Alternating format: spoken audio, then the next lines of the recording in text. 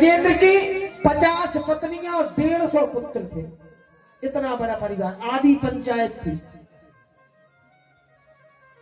इतना बड़ा परिवार जैसे जंगल में निकलता था तो छोटे छोटे जीव जंतु महाराज गजेंद्र महाराज की जय हो जैसी जय जयकार लगाते थे। गजेंद्र को अभिमान हो गया, हम तो राजा हो गए जंगल के। ये मन में अभिमान हो गया। भगवान अभिमान को खा जाते हैं, नष्ट कर देते हैं। एक दिन गजेंद्र अपने 50 पत्नियां 150 पुत्रों के साथ एक तालाब में स्नान करने गया। स्नान करते करते गजेंद्र का पांव एक मगरमच्छ ने पकड़ लिया, है ना। गज और ग्राह लड़े जल भीतर। एक मगर ने पांव पकड़ लिया गजेंद्र को, पांव पकड़ा। गजेंद्र ने खूब छुड़ाया, लेकिन उस ग्राह ने, मगर ने नहीं छोड़ा। खून निकलने लगा पांव से। वो हाथी गजेंद्र घबराया, घबरा करके अपने पुत्रों को बुलाया, बेटा हमें बचाओ, हमारा पांव पकड़ लिया किसी ने। पुत्र आए बचाने, पत्नियां आई बचाने, सब बचाने आए, लेकिन कोई नहीं बचा पाया।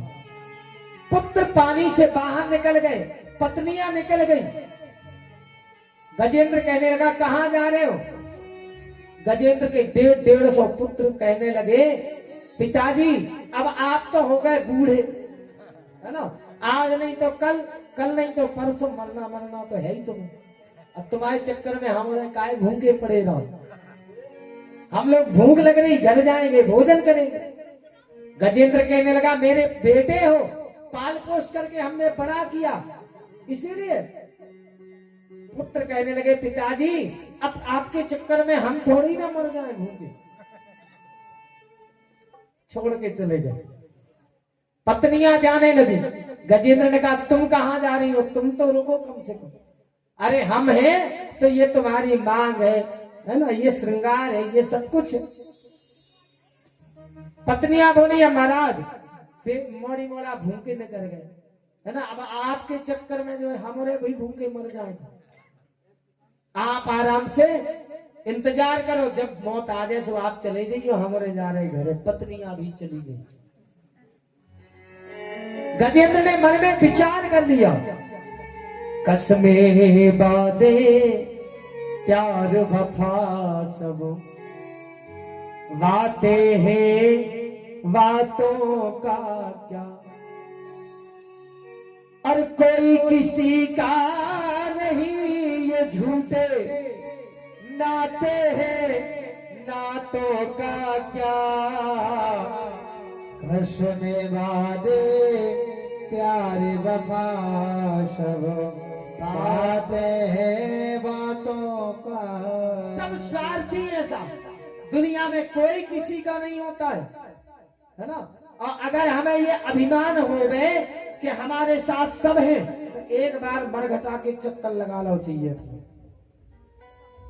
वहां अमीर की गरीब की सबकी राख डली होती है। और एक प्रमाण बता रहा हूं, आदमी कितना मोटो ताजा हो गए, कितना मोटो ताजा हो गए, जब आदमी मरत है तो उनकी राख को वजन 2.5-3 किलो से ज्यादा नहीं हो। हमने अपनी आंख से आजमाओ, लाइट से जलवे, फिर उनको राख को वजन करो, 2.5-3 किलो से आगे नहीं मिले। और जब बच्चा जन्म ले उनको वजन भी 2.5-3 किलो से आगे नहीं जाए, बराबर होता है। जब हम लोग जन्म लेते हैं तो पहला कपड़ा हमें कहाँ पहना हो जाता? बाल बच्चे को जब जन्म हो तो पहला कपड़ा कहाँ पहना हो? अपने ते उनको झबला कही जाए, झबला नहीं का। झबला में जेब नहीं होती है कि होती है? झबला में भी जेब नहीं होती है। और जब मरने के बाद आखिरी कपड़ा उड़ाया जाता है उसका कफन नाम है, कफन में भी जेब नहीं होती है। जब जन्म लेकर के आए तब भी जेब नहीं थी, जा रहे हैं तब भी जेब नहीं है, फिर अभिमान काहे का सा? फिर काहे का अभिमान? गजेंद्र की समझ में आ गया कि दुनिया में कोई किसी का नहीं होता।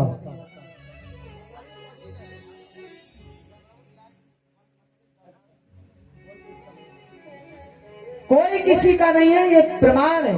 एक जगह कथा चल रही थी, महाराज कह रहे थे को काऊ को नहीं हो। एक लड़का खड़ा होगा, बोले महाराज तुम झूठी कह रहे। महाराज बोले कहा भैया हमने कहा झूठी की। बोले तुम कह रहे को काऊ को नहीं हो। अरे हमारी मताई है, बाप है, घरवाई है, सब तो है। महाराज बोले बेटा जी जब तक है, जब तक सांसें है,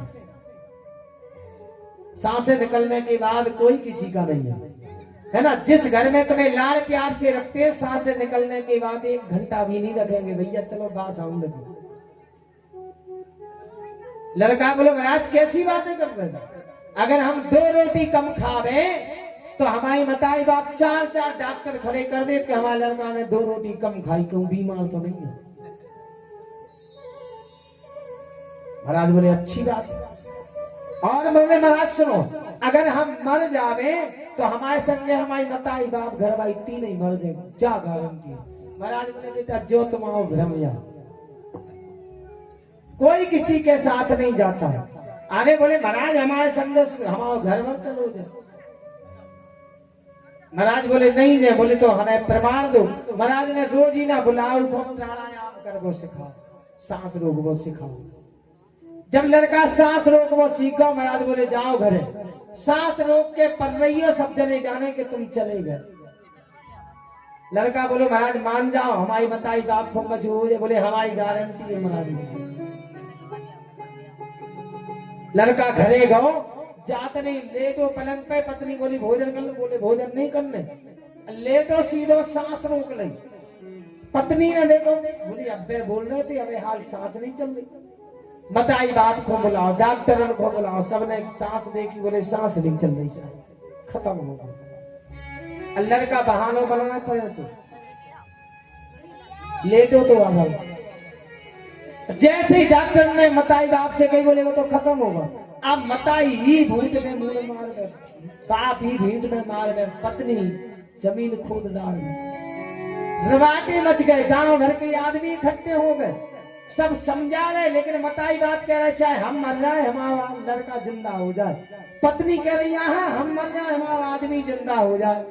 इतने में उतई से निकले। महाराज बोले कहा भैया ये घर में रवाटे काहे मचे।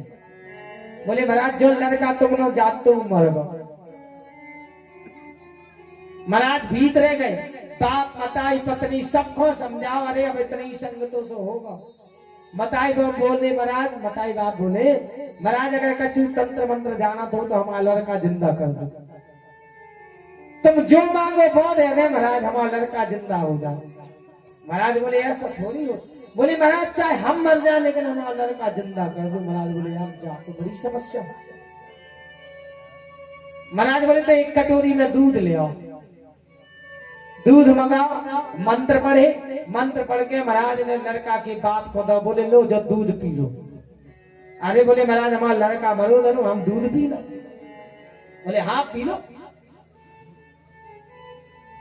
बोले का हो जाए दूध पिए से। महाराज बोले दूध पिए से जो हो जाए कि तुम मर जाओ, तुम्हारी जितनी उम्र बची वह तुम्हारे लड़का को मिल जाए। बाप पछाइयो सड़को का महाराज हम सांसों मर जाए। महाराज बोले मजाक थोड़ी कर रहे, एक घूंट पी के देखो। आप बाप बोले महाराज तुम्हारे पाँव पड़े, हमें नहीं पिया, क्योंकि मताई को पिया दो वह बहुत लड़त हो।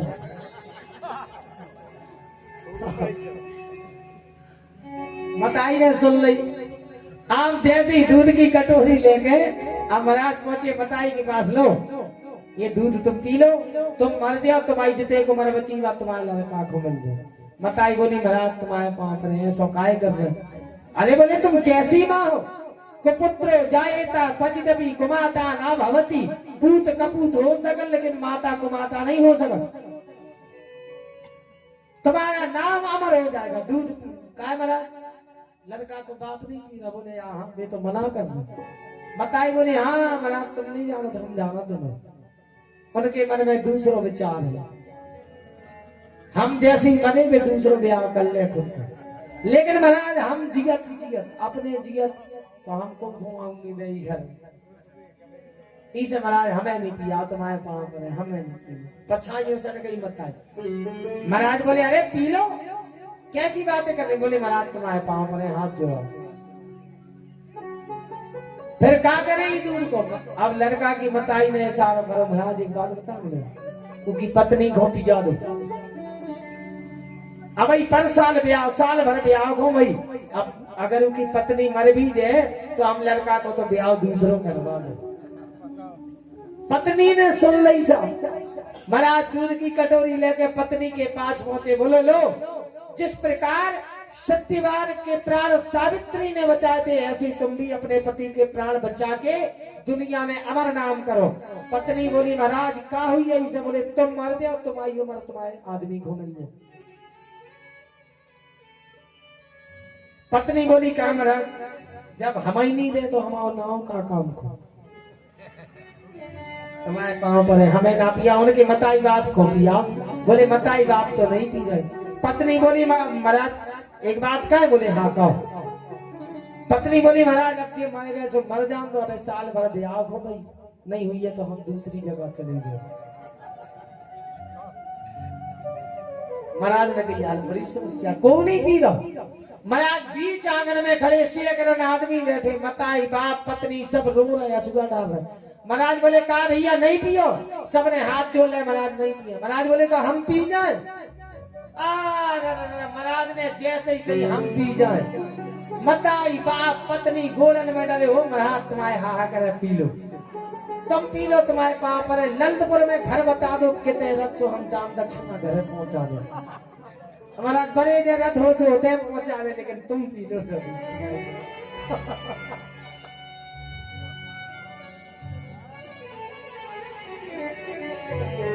अब महाराज ने दूध पियो, अब मन ने काय खो तो अजमा रहे थे। लड़का को उठा, बोले बताओ बेटा है कोई तुम्हारी घर में? सब ने तो हम ही लोग पता पूछ रहे थे महाराज ललितपुर में क्या है? ये कथा के बाद दान दक्षिणा तो दुनिया में साहब कोई किसी का नहीं है। गजेंद्र ने मन में सोच लिया ये दुनिया स्वार्थी है। अरे माता ने जाया पिता ने है पाला, और हर रंग देकर जवानी में ढाला। यही माँ की ममता यही है दुलार, नहीं कुछ शिवा स्वार्थ के। और दुनिया में देखे जितने भी यार, नहीं कुछ शिवा स्वार्थ के, नहीं कुछ शिवा स्वार्थ के। दुनिया में कोई किसी का नहीं है। गजेंद्र समझ गया। तब गजेंद्र ने भगवान से प्रार्थना की, एवं व्यवसतो बुद्ध्या समाधाय मनोहृदि। भगवान ने आकर के तुरंत गजेंद्र की रक्षा की और मगरमच्छ का जो सिर काट दिया सुदर्शन चक्र से। भगवान भक्त वत्सल, भगवान भक्तों की तुरंत सुनते, लेकिन कब? जब तक तुम दुनिया से आशा लगाओगे तब तक भगवान नहीं सुनेंगे।